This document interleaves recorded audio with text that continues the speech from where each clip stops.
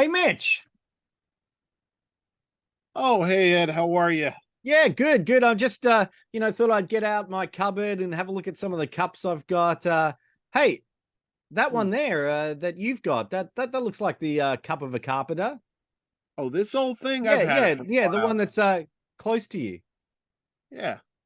Well, I never really tested it out, but why not? Bottoms up, Ed. Yep.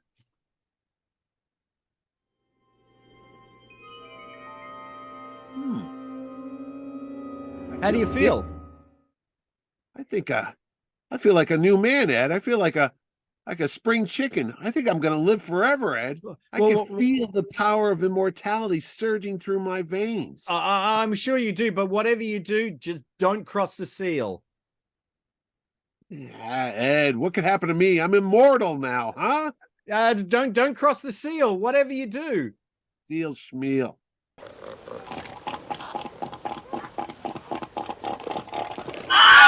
I told you not to cross that seal. Let's just start the show.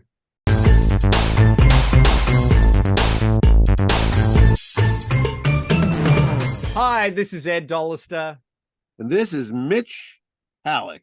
and welcome to another exciting episode of Mitch and Ed's Excellent Adventure. If it's your first time here, thanks so much for joining us. If you are a regular viewer, thanks for coming back. Before we begin on today's fantastic topic, Mitch, how can you find out a little bit more about what we have on offer?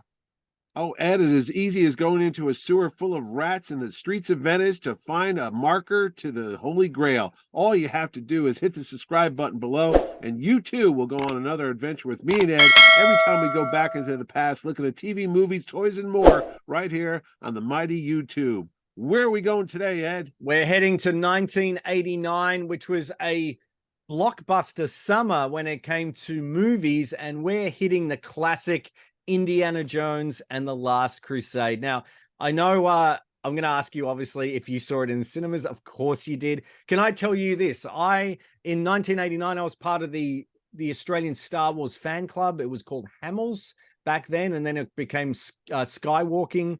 And they had a premiere. So we managed to get tickets to the opening. My dad and I went up to the Russell Street Cinemas in Melbourne, which is probably about an hour's drive.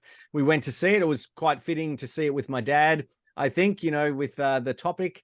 And it blew me out of the water. Absolutely loved it. And then every week at the Village Twin Cinema in Geelong, there was only, like two cinemas. Now it's like a multiplex, but I went to see it every weekend for 10 weeks in a row. Oh, my. I know, I know. Because I figured it was probably going to be the last Indiana Jones movie that was out. And I absolutely had a wonderful time in this movie. What about you, Mitch? Well, it's funny you should say about a giveaway and a promotion because Pepsi, the Coca-Cola, well, not Coca-Cola, Pepsi Cola had a promotion here in the States, and they were giving away tickets to a premiere of the movie before it became available everywhere else, or before it started playing in the theaters. I tried desperately to win. It was one of those things where you had to call into the radio station, but alas, I did not get it. Though years later, someone did give me the swag that they gave away at the Pepsi premiere. This is a Last Crusade cup that came there. I got the ticket somewhere around here. It also came with a transistor radio, a little Indiana Jones the Last Yes. Crusade radio giveaway. It was in a little bag, like Indy wears that satchel around it. It was a whole little kit. So I didn't get to see it there. I had to wait until it opened, and I was just finishing up college because this was 1989 in May, and I was graduating school. So I went to the first show, the first day it opened, just like I did with all the other Star Wars and all the other Indiana Jones films. And I went with my soon to be wife in the future, but then girlfriend. And we saw the first showing, and we loved it so much. We actually sat in our seats and we watched it again when it came on for a second showing. So I saw it twice on the very first day Indiana Jones and the Last Crusade opened. And though I did not see it as many times as you did that summer, I did see it with my dad as well. And I'm trying to think, I pretty much saw it with everybody who wanted to go and Mm-hmm. then some, because It was what we thought was the last Crusade, the last Indiana Jones film, and that was the 1989. And it was kind of a nice way to close out a 10-year Harrison Ford movie streak, because he seemed to have a new movie almost every year in the 80s that were pretty good, most of them, Mosquito Coast. But no, it was a grand old time, and it was a busy summer because we had Batman a couple weeks after this with Michael Keaton. Yep. We had Ghostbusters 2. We had Ghostbusters 2. We had the last, what we thought, the final frontier of the Star Trek movies, which was not true, but they said it was the final voyage. There were so many movies in 1989. It was like, wow, this is really something. All sequels. Yep. It seems there was nothing new. And here we are, summer of 2023, and we've got Michael Keaton back as Batman, and we've got Indiana Jones and the Dial of Destiny. If Ghostbusters showed up next week, I wouldn't be a bit surprised. But... Well, they are filming the sequel to Ghostbusters Afterlife at the moment. So, you never know. We might even get a trailer for that if we are lucky. But it was after Temple of Doom came out in 1984, which I suppose had a bit of a mixed reaction, just because it was quite different, obviously, from Raiders of the Lost Ark. It was quite dark. It was a thrill a minute, which was, it was non-stop thrills. In fact, Temple of Doom. I know Steven Spielberg basically came back to do Last Crusade as a response to Temple of Doom. It went through so many changes after Temple of Doom came out. Last Crusade was originally going to be a haunted mansion movie that George Lucas wanted to do. Chris Columbus had a go at it. Chris Columbus script. Menno Myers, I think is how you pronounce his name, worked on it from who did The Color Purple, but to no avail. And then Jeffrey Boehm, who worked on the script for Inner Space, took a final shot at it, and he's credited as the screenwriter, even though playwright Tom Stoppard, who you might know from Rosencrantz and Guildenstern are Dead, did some rewrites, particularly between the Henry Jones Sr. and Indiana Jones, just to give it a little bit more heart and oomph, some of that dialogue. So it's a miracle, as with most films, that it got to where it was. And the interesting thing was, you spoke about Mosquito Coast earlier on. The co-star of Harrison Ford in that, River Phoenix, ended up playing young Indiana Jones in the opening sequence of Indiana Jones and Last Crusade. What did you think of that? That was a bit of a departure, even though we only had two films to go on.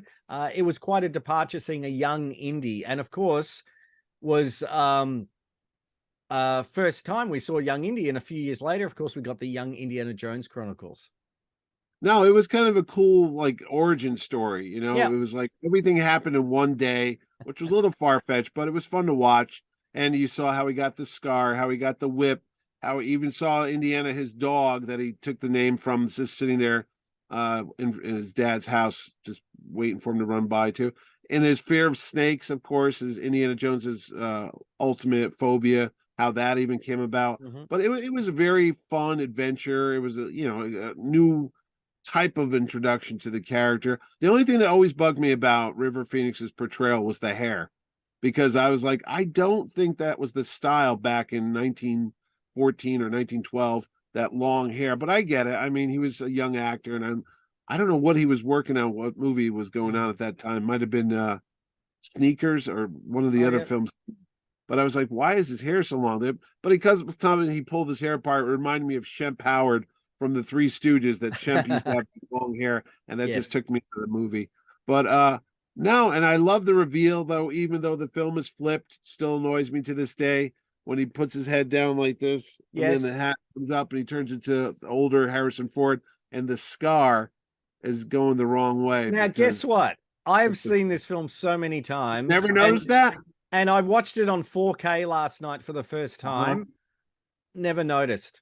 I noticed it back when the theater came out, because I'm like, wait a minute, he's got a little, if you ever see Ford scar, it's got a scar, but there's like a bump there, and it was like on the other side. But I never noticed. But you know what I do know, I did notice probably early on, and I know they had trouble with the train sequence, because you can't, if something goes wrong, you can't stop a train. It's pretty hard to do. It takes a lot of time.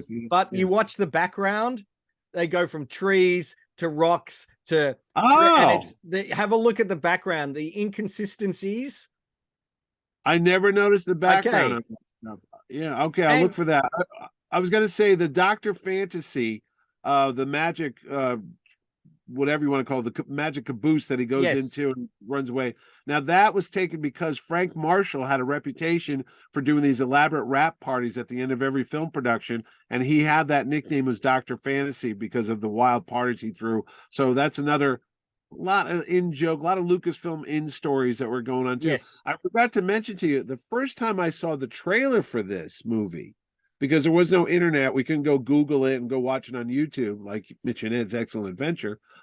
It was playing with the film Pet Cemetery Ah. that had Denise Crosby and I can't Fred think Gwynn. Fred Gwynn from the of Munsters was in that. Fred Gwynn, who I also have the same chin and the same birthday, July 10th. It's Fred Gwynn. And the And Bolts.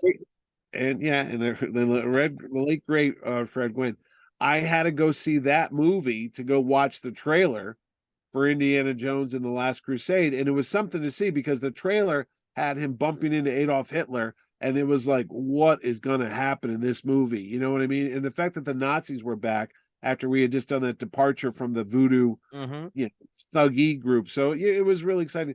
But the Holy Grail concept was taken away by Monty Python years earlier. So as soon Yes. as you heard the Holy Grail, it didn't have that, mystique about it. It almost came as an afterthought, almost like a side joke, because all I kept thinking of was the killer rabbits and Yes. the knights that say neat and all that stuff. So I was like, I hope they take this film seriously because it's like the Holy Grail. Plus, you had Excalibur with King Arthur. Yes. You always had this elaborate stories around it. It was like, wow, they're really going for that. I mean, it's a big religious item. Obviously, in a Catholic church, you see a representation of the Grail every week at Mass.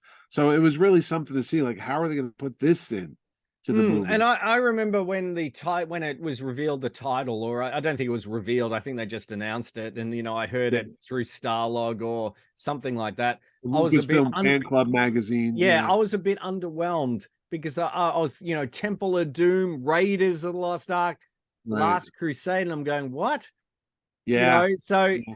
it's funny when you hear Kingdom of the Crystal Skull or Dial of Destiny, they Yeah. don't always just feel No, like I a mean, natural honestly, fit. Temple of Doom was like, ooh, what is that? It was probably the most mysterious and like intriguing of all the titles. Last Crusade, again, I was thinking Crusades. There was always those Mm. boring periods of history that you had to learn about. And plus, the trailer and the teaser poster was this time he's bringing his dad. That was the Yes, image there, and he's the just man there. in It's the like hat is back, and this cruising. time he's And yeah, the bringing his man with the dad. hat is back, and this time he's bringing his dad. And then when we heard it was Sean Connery, now that's a whole other story because my dad loved James Bond. He loved Sean Connery. I grew up with Roger Moore. But at the time, Sean Connery was known for movies like Outland, which you can see our review here. Yeah. And then he did some Time Bandits. And, you know, Sean Connery wasn't really a big movie star in the mid 80s. He'd kind of No, lost luster. I think Untouchables would be his big comeback performance. it And that's was. that's 89 as well, isn't it? I think, oh mate, no, I think that's 90. I've got 7? a feeling that's like 90 Oh yeah, or so oh no, 91. I'm thinking Hunt for Red October is going to come out That later was on. that was That, 80. Oh, that was I think 88, 89. So that was Sean around Connery that was time. he He was did on the the verge Name of a of the big Rose comeback, as well around that time and then he did in the the one with Wesley Snipes, which Rising Sun. yeah, but then he played a Russian. The it was a John le Carre book or something. The Russia The House. Russia House.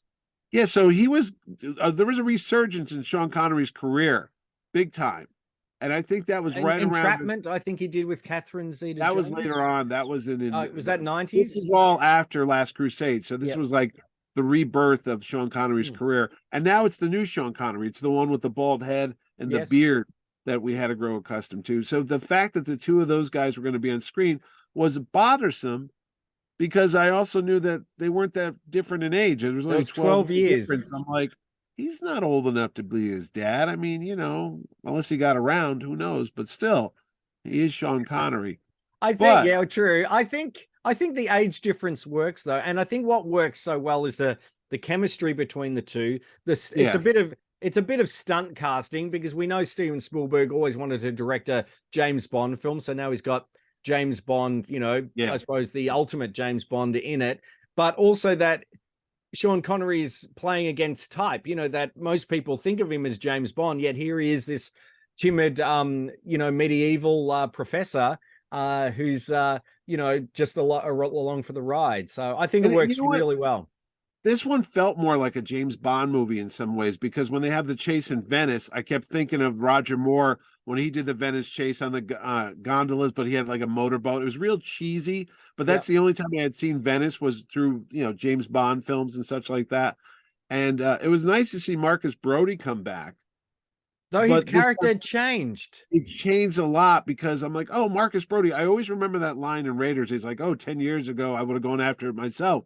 And I'm thinking, oh, wow, he was a badass dude, too. Like, you know, Dan O'Malley is Marcus Brody. You know what I mean? It's like he's Yeah. like a secret agent type. But in this film, he's more of like a bumbling idiot, you know, that gets lost in his own museum. Yeah. And, you know, I don't know Do you want, what was I mean, it going is, on. it's kind of, I mean, it's funny. Some of his lines, you know, no, I don't want any water, you know, fish make love in Fish it and make all love this, in it. you know, Yeah. oh, Yeah. it's quite funny, but it is a bit of a, and it works for that whole joke, you know, where he's going, you know, Yeah. he's got 2 days He's got head a head start start by on any, he knows a dozen languages. By this time, he's got the Grail already. And then he's like, "Does anyone speak English?" Yeah, yeah. that bit. Yeah. And, No, I don't know why they did that though. I don't know what the did they I just need a look, comic relief? I mean, yeah. And I don't think, yeah, but they didn't have that in Raiders. I mean, I don't know why they were like, "Yeah, we need some funny stuff, some yucks." yeah. You know, And you know, the same with Salah. It was great to see Salah come back, and I he think it was all this. fit really well. Yeah, With but again, he was the second banana. Maybe I mean, looking back now, I can't think of the just maybe because it's so dark and serious. You know, you've got Hitler and he's trying to find the Holy Grail to live forever and all this. Mhm. So they want to like lighten it up a bit, or maybe the stuff between him and his dad was too dark or depressing. Like, you know, they didn't talk to each other. And I mean, it works. It does It mirror works. it does mirror Raiders in, you know, some Yeah. story beats and things like that, but it's obviously a lot more, I think, more family friendly than Raiders of the Lost Yeah, Ark. it is. And then there are some other sequences too. That notice when they're in the library in Venice. I don't know if you've noticed this.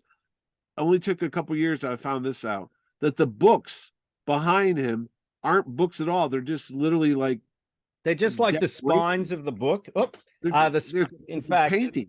Yeah, they're like this. Here's a book of mine, one of my my alter ego autobiographies. But yeah, what they are, it's just the spine yeah, and then black and that. And you would think even in those days before 4K resolution that they yeah. would have seen that. Oh, it was noticeable. It was noticeable. And the other funny thing is, we're going to talk about when he goes to Donovan's Oh, apartment. I thought you were going to say the X. How No, the no, X. we'll get to Okay. the X in a minute. But when he goes to Donovan's apartment, and he's supposed to be in New York City because he's right outside of Connecticut, Central so I know Park. Yep. it's about a 90-minute drive to go over there. Those buildings are so fake looking in the background. I mean, they didn't even attempt to make it looks just like an architect's model. That took me out of it. They are models, because that's one thing I was watching. And when you do watch a film so many times, Yeah, I've seen this it's like hundreds of on the times. boat of the Coronado when he's about to be taken over the edge. One Yeah, shot is him, his fedora is like this. The other yeah. one, it's all soaking wet, you know, when they Oh, cut I in didn't catch that. between, yeah, and things like that. But I Well, did even when the notice those. Coronado's going down, the boat, it just looks so fake. It's like, and then he's in that water tank, and you see Panama's hat float by. I mean, I know those movies are all supposed to be like, oh, wink, wink, nod, nod. It's just a Yeah. serial take off the old serial, but sometimes it's like, is it supposed to be that cheesy, or is it like we're just getting this done? I've heard some people say by the time they did these movies, they were all so successful. Ford, Lucas, Spielberg. This was almost like a holiday. It's like, Yeah. hey, we're gonna get together with a couple friends of ours. We're gonna like Burt Reynolds used to do those car movies. It's like we're gonna go do a movie. We're gonna go to Venice. We're gonna go to Jordan. We're gonna have a good time, and it's like a little vacation. Don't worry so much about it. Man, I like to think the production value was a little higher than that, but there does seem a little bit of laziness, a little bit in the It could last. be. I'd say. Whereas some scenes like the book burning rally, you know, like the Yeah, amount of detail they went in there, they were actually all Pal, costume designer actually managed to get they're all real uniforms, actually. World War. Oh, I didn't know. And plus, Yep. one of the real things, real quick, is that if you're very good and observant, I don't know if you can slow this down on the 4K or Disney Plus, because it's about to be on Disney Yep. Plus here in the States. But in the background, as some of the Nazi officers are the actors from Raiders of the Lost Ark. Supposedly, yes. Ron Lacey's in there in the background. He was Tope, but I heard he's like Himmler or something with glasses in the back.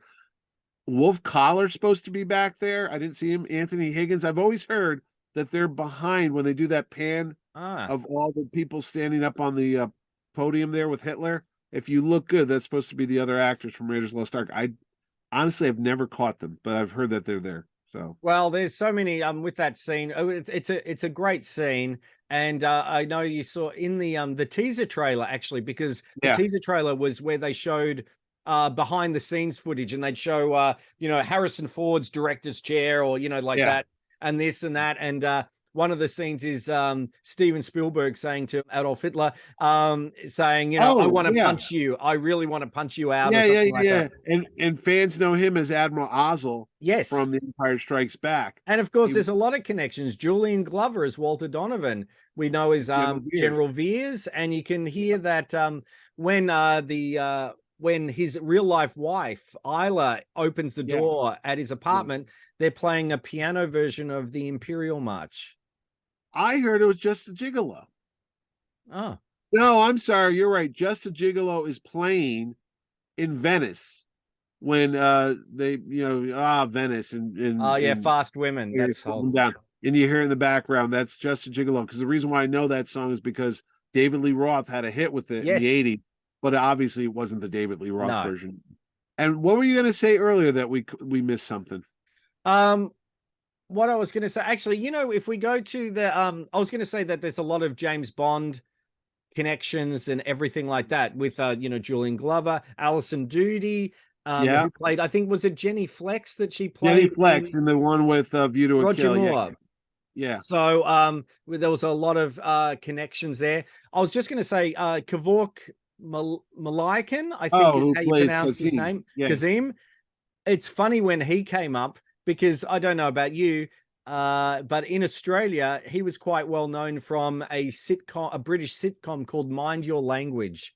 No, I never saw him before. So I knew exactly who he was, and I thought, and he played this like bumbling, I think it was maybe an Italian or Greek in this school. So it was quite funny to see him. One of the things I always think is funny is Michael Byrne, who plays the Nazi in that, is also the same Nazi that was in Force 10 from Navarone with Harrison Ford. Yeah, it's the same guy, because he's got these really bright blue eyes, brighter than mine, actually, so it's a little distracting. But he was Barbara Bach's Nazi boyfriend, if that and you watch that movie. That's the same actor. He's playing a Nazi, and I always think somehow, well, maybe that's Indiana Jones in Force 10 from Navarone. Maybe he's undercover years later. I reckon he could be. Okay. But one of the other things we forgot to mention too is, did you ever notice that the shot goes out of focus when they're all in the car in the Scandinavian? Yes. How does Steven Spielberg, Academy Award winning Spielberg and all this stuff, allow that to happen? Because I always was taken out of the movie. I know. I think what they're doing, they're shifting focus, obviously, from Sala in the background to that. But I think they went over a bump or something, because I agree, because it is bumpy. I feel like it. Yeah. I agree, and they haven't digitally fixed it on the 4K. The same with what always bugged me in this. Not that we the biplane. So when they're in the plane, it looked so much like a blue screen, which is funny, because later that year, the same year, Steven Spielberg directed Always with Richard Dreyfuss. Yeah. And there's a lot of plane work in that. And I think they used maybe they used projection for that. It looked fantastic. Maybe it's Intravision. Maybe Intravision, the thing they pioneered so much in Megaforce. That's right. It could be. It could be. Anyway, that always bothered me. And since we're going for bothers before we what else bugged you? What else is your beef about it? When I love the whole Belly of the Steel Beast sequence, truck chase. Oh, the strap. Wonderful. Well, okay, how did that get over? It couldn't have gotten over. Yeah, that always bothered me too. But go ahead. When Vogel goes over the edge and he Yes. goes straight It's a towards the doll. camera. It's all Yeah. very blue screen, or green screen Yeah, or yeah, I whatever. got it. Yeah, The yeah. dummy is still Yeah. holding onto the Yeah. turret. The When it turret hits. falls off. Yeah. The next shot, you see it. The turret is back on the tank. I didn't notice that. I just noticed it was a bad dummy that fell through Yes. the bit there. So anything else particularly bug you in Last Crusade? Well, one of the other things is, again, it's a great movie. It's one of my favorite of all the Indiana Jones movies, so I'm not knocking it. But as somebody who's watched it like yourself, probably 1,000 times, Yeah. it's crazy. But there's certain things that just still bug me to this day, other than the out of focus shot, is Yeah. the butler. And the butler, when he opens the door and they go to the castle in Salzburg, is it? Good So old he goes, Brunwald Castle. Grunwald Castle. Yeah, if you're a Scottish lord, then I am.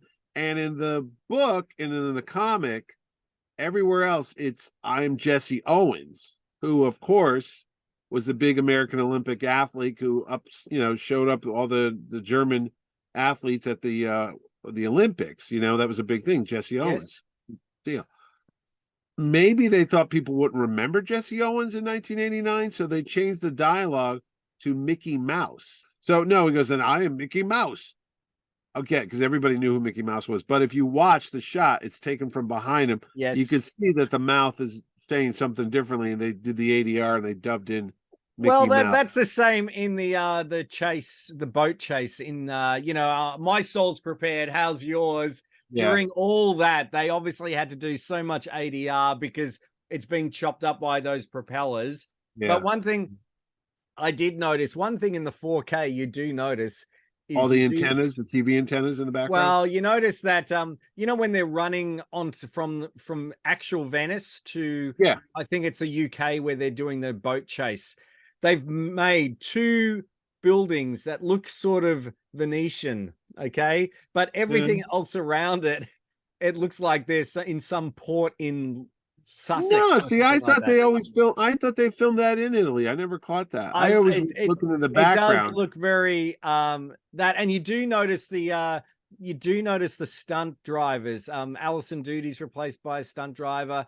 What? I'm always impressed by Harrison Ford doing his leap, onto the guy on the back of the speeding boat. That's him, but you can see a few.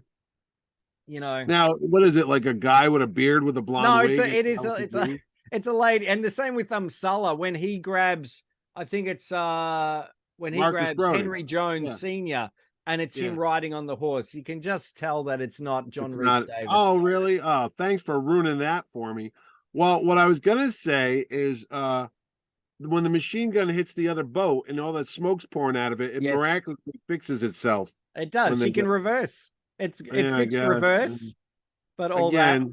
But there's so much. There's so much happening. That track, the tank chase is fantastic. And who can say? We can't forget to say John Williams' score for Indiana Jones and Last Crusade is fantastic. It was nominated for best score at the Academies. It didn't win, unfortunately. I was going to say he loves that music so much. When you see the Nazis march, and he uses it again years later in Star Wars Episode 2, Attack of the Clones. It's the same exact note that they show when they show the clone army. Yes. When Obi-Wan Kenobi looks down at it. Again, one of the small picayune parts. Again, love Last Crusade. Love everything. Oh yeah, look at it. So of course we love Last Crusade. I interviewed him for the Indy cast, which is the show that we do for Indiana Jones for the last 27 years. Before they even had podcasts, we were just talking and no one knew. And then they made a computer around it. We invented the internet, people. Yeah.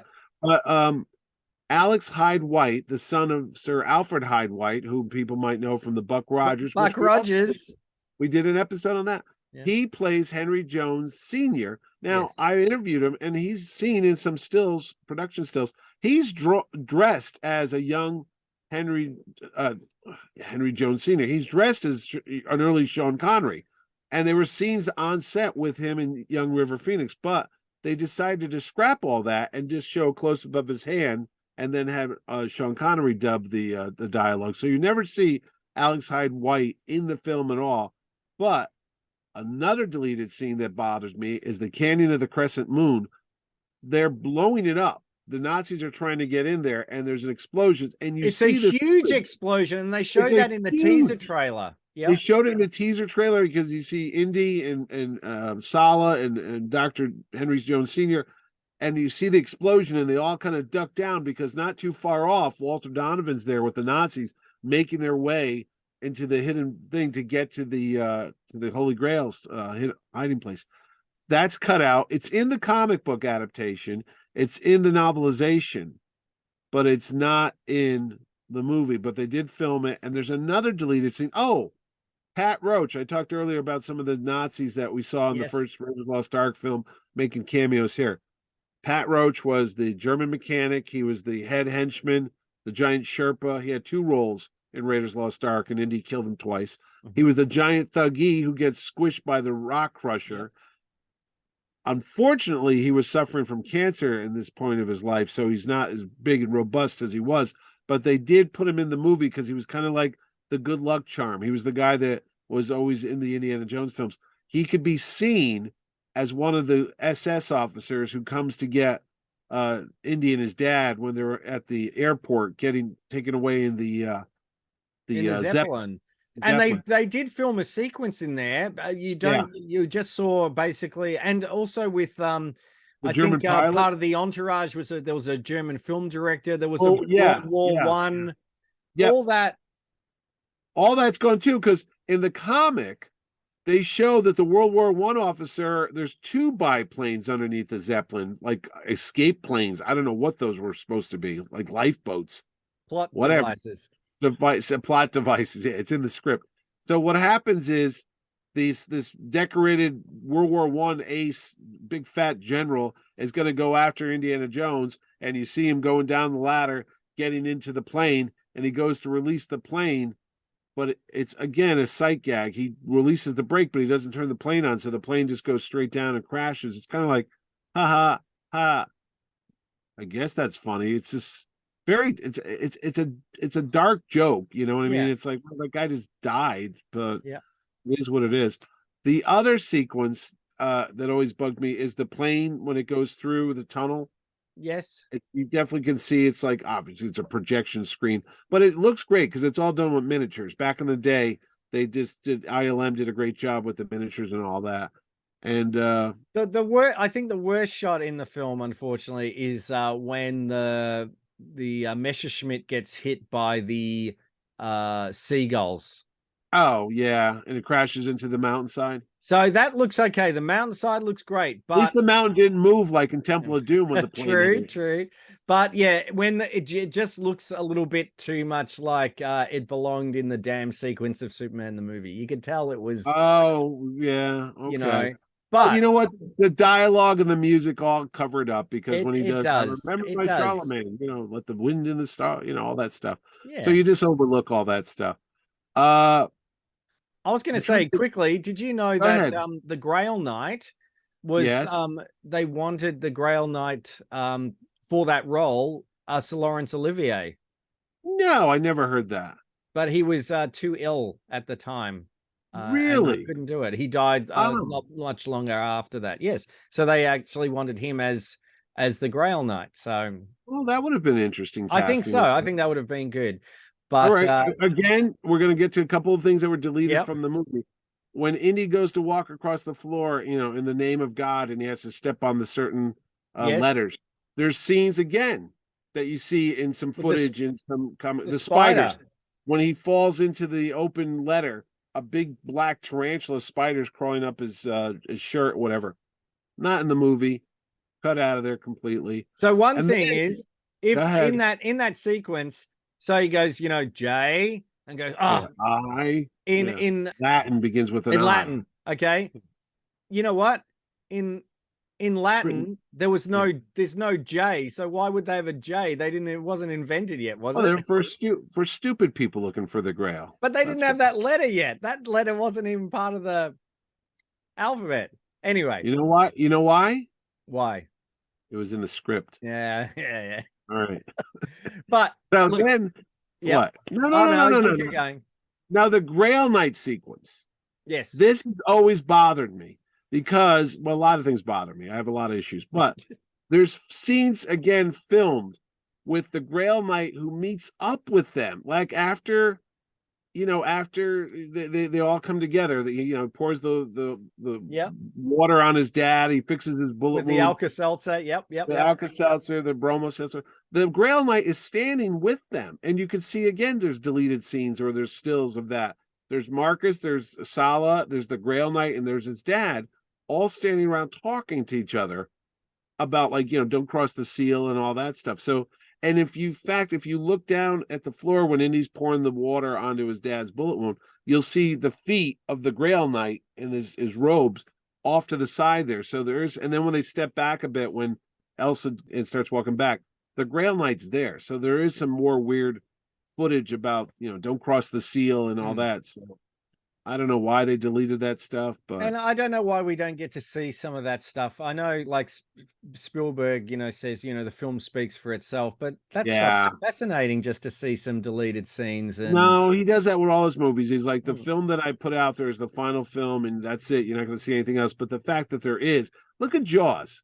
If you're going to go by that theory, like there's no more deleted scene. I've seen so much deleted footage from Jaws over the years that you could make a whole other movie about some of the background characters and things that he could. That's available. I don't know if it's because he didn't have final cut or Universal owns the print. Could be, yeah. But all the Indiana Jones movies, their Temple of Doom, there's stuff there with Willie. E.T. also has deleted scenes that are included. I don't know. Maybe it's a Universal Studios thing. I don't know. This is Paramount Pictures, but I'm just saying. So, but no, that always bugged me. So we come to the whole bit at the end. Indy saves his dad. They name the dog Indiana. Yeah, Elsa falls to her death, and they ride off. Which reminded me a bit of Superman 2, where the cloud Ursa falls, Ursa goes through. Yeah. Anyway. Well, but, and then they ride off into the sunset, and they just wrecked the Grail Knight's house. I'm like, hey, I've got to say, I remember vividly seeing, like, Petra is beautiful in Jordan, and it looks amazing. Yeah. But I was a bit I was expecting the whole thing to collapse. And obviously, when you look at that dust cloud that comes out, that's quite huge compared to, when Indy and Henry run out. Yeah. It's huge. So they would have had to jump through so many hoops to do that too. They're not going to endanger a famous landmark. But I was because you saw it going, the floor and everything like that. I was going, it would have been nice to see. Like the whole thing would have caved in on itself. And they know. I don't think they had clean, like in if there was CGI back then, they might have gone and done that. So they ride off into the sunset. I was going to say they ride off into the sunset, and they ride into box office glory because the film cost $48 million to make, but it grossed worldwide $474 million. It was the highest grossing film internationally. For 1989, it outgrows Batman. Batman grossed more domestically, but it was the highest grossing film of which ironically when 2008 came around, we had The Dark Knight and we had Indiana Jones and the Kingdom of Crystal Skull, and it was almost the same thing back and forth. They fought it off at the box office, and I missed each other by a couple $1 million here and absolutely there. Right. It was critically a success. Sean Connery was nominated for a BAFTA and a Golden Globe for his role. He was nominated for 3 Oscars, sound effects editing, sound, and best score, and it won for sound effects editing. It was a huge success. Yet there was not a lot of merchandise really to the film. Well, there was always the Marvel comic adaptation, which I have. Marvel was good. They did a Raiders one, they did a Temple of Doom, and they did a Last Crusade one. I think a 4-issue. Well, there's the giant super special too. There was no toys. So after Temple of Doom, I think it was it LJN who did the toys. LJN did the Temple of Doom ones. Yeah, there was no Indiana Jones and the Last Crusade action figures. Which was crazy. They brought out, so I've got a few things here from my collection. They brought out 2 games. So this is the action game that they brought out. Yeah. And they also brought out... that was brought out years later. That wasn't out at the same No, no, no, time. no. This was this one is 1989. Oh, is it really? See, I remember getting it years later. 1989, and they brought out the tech like the point and click adventure, which is fantastic. They had what else do they have? They had whoop, Well, oh, you, there you've got goes the my novelization. there get their novelization, and they had a few See, versions. that's not the copy. Mine, this isn't it, but mine has this copy, the one that was the Yes, poster, and the this is the VHS. Good old yes, fashioned VHS technology. yep. So is mine. I have two copies of this because McDonald's here in the States did a promotion where they were selling with Coca-Cola, and there's a Coca-Cola ad that shows a Yep. woman racing to a refrigerator to get Coca-Cola. It's like you must the Grail Knight's in there. Choose wisely, and she chooses Coca-Cola. But if you bought McDonald's Big Macs and you got an Indy tape for I think like maybe $5 or so. Yeah, well, this was the one we didn't get that ad on ours, but Oh no. Oh, no. okay. This is one of my this is a collectible from Village Cinemas. So you can see this was hanging in the concession stand Mhm. at the cinemas, and my mum, God bless her, said can I have one of those? And the lady there said, yeah, okay. And so I've had that ever since 1989. I've got a Pepsi poster by Drew Struzan that's actually over there. I didn't go Yes, get it, I know but that one. that Yep. was a promotional thing as well. It's a big picture of Sala and Indy on it there. Yep. That's the audio. That's the book on tape, No, right? this is the soundtrack. This is the original soundtrack here. Okay. I've got, yeah. You know what's so funny? I've got it on a cassette too. I Yep. don't know. Did it come out on vinyl or I didn't buy vinyl? It I did don't come have. out on vinyl. I've got it on vinyl. See, I And think at that point, I was going to say I have cassette of that. I never got the vinyl of it, but were CD? I think CDs were starting around then. it did CDs were around, and I do have a Yeah. CD version of it, but I don't I think have I it got too. the record and the cassette first. Well, there was a box set of all the Indiana Jones films that came out a couple years ago, and I have Last Crusade on CD. The funny thing is about that cassette, oh my goodness gracious, we're filming this today. If people want to know, it's May 20th Yeah. here. No, May 19th. I'm sorry. Oh, May 20th here, but yes. Yeah, where you are.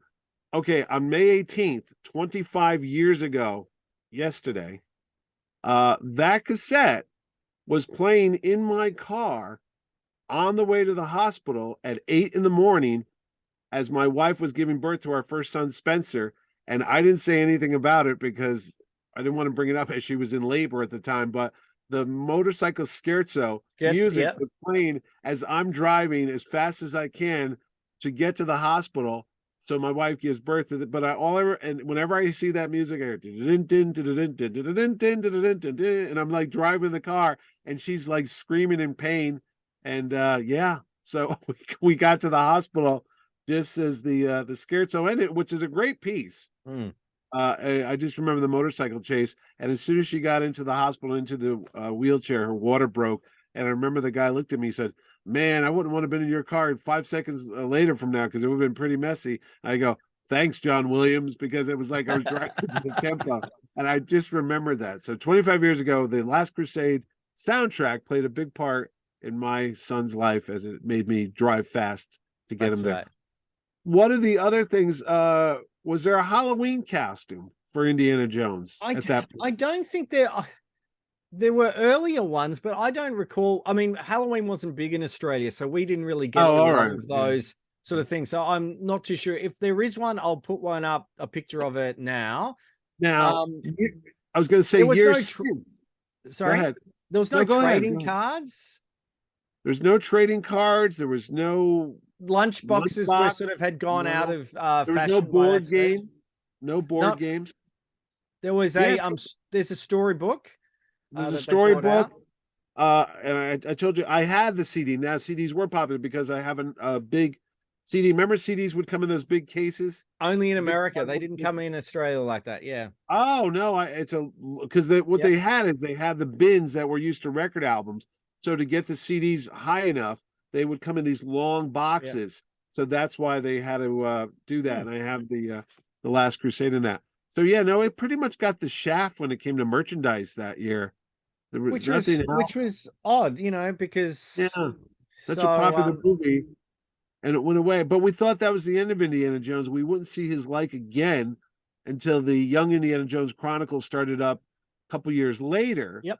And it wasn't going to be played by River Phoenix, though I did hear rumor they offered it to him, but he was more of a movie actor and he turned it down. And we have Mr. Sean Patrick Flannery and Corey Carrier who played the character. But Harrison Ford does show up. Mystery of the Blues. Mystery of the Blues.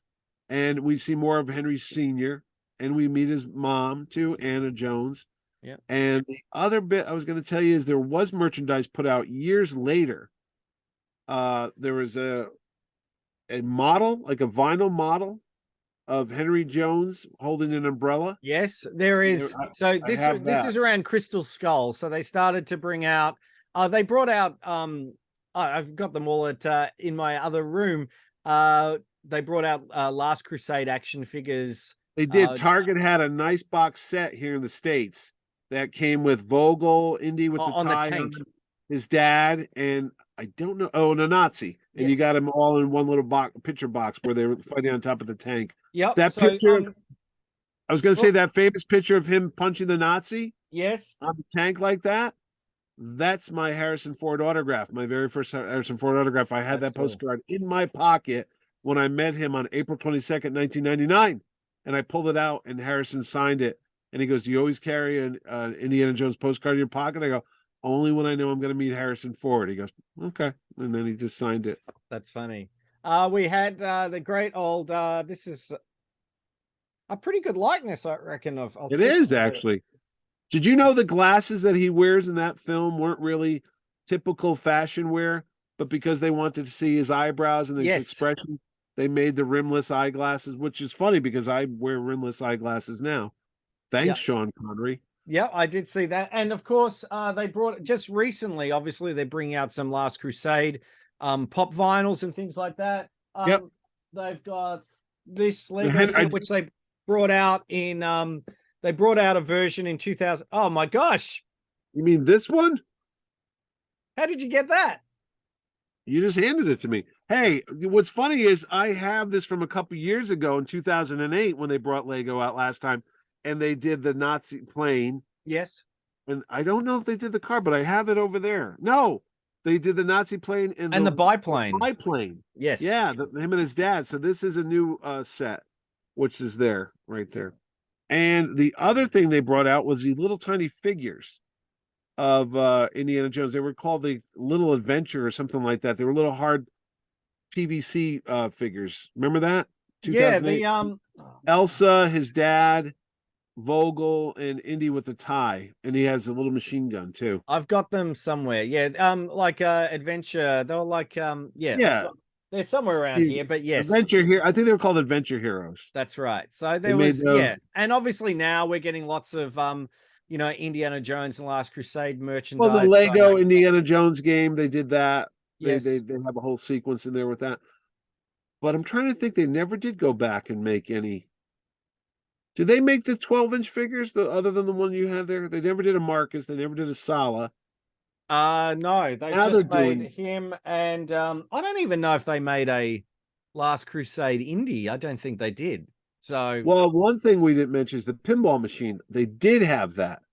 Yep, that came out in 1992. So there was 2 Indiana Jones pinball machines.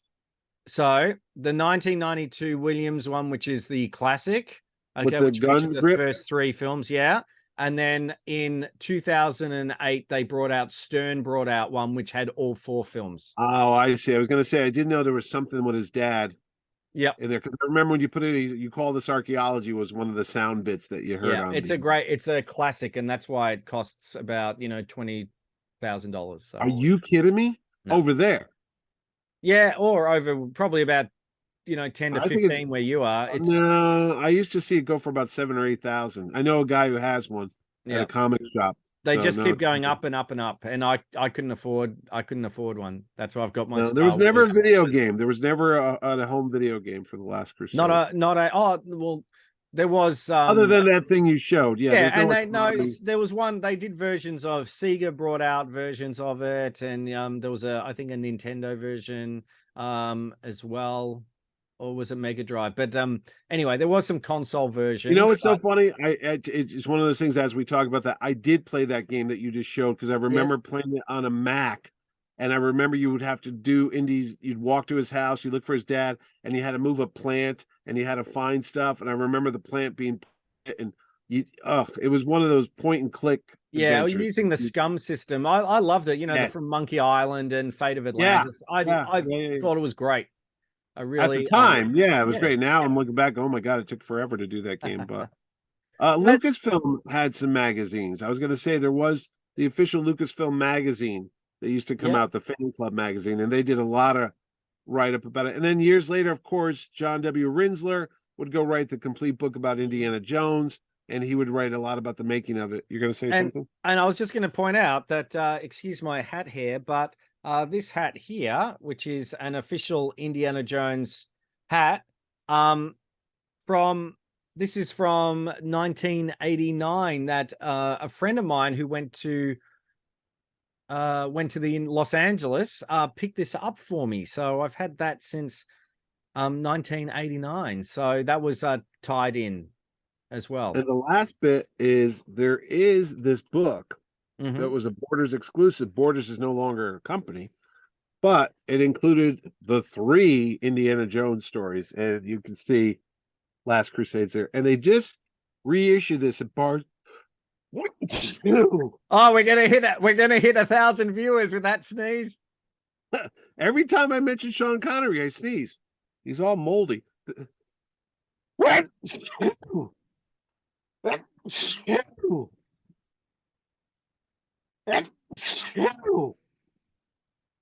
Sneeze wisely.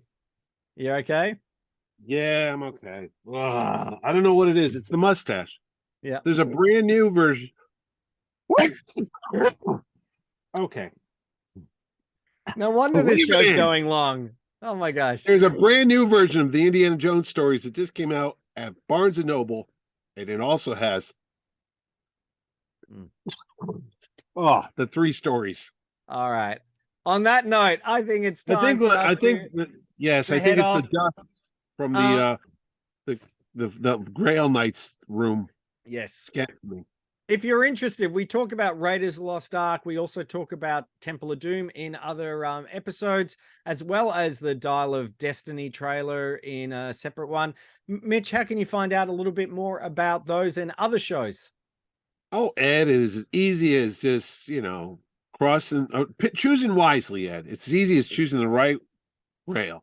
All you do is hit the subscribe button below, and you too will be following Mitch and Ed on our next excellent adventure into the world of toys, TV, movies, and more right here on YouTube. Hit the button. That's it. It's much appreciated. Thanks so much for watching. Go watch Indiana Jones and the Last Crusade. It's going to be hitting Disney Plus in 4K. I always say if you've got a 4K player, it's always better to get an actual physical disc because it's better bit rates and everything like that. But it looks great in 4K. It looks great on VHS. Enjoy it any way you can. This is Ed Dollister. And this is Mitch Sneezy Halleck. And we'll see you next time. Thanks for watching.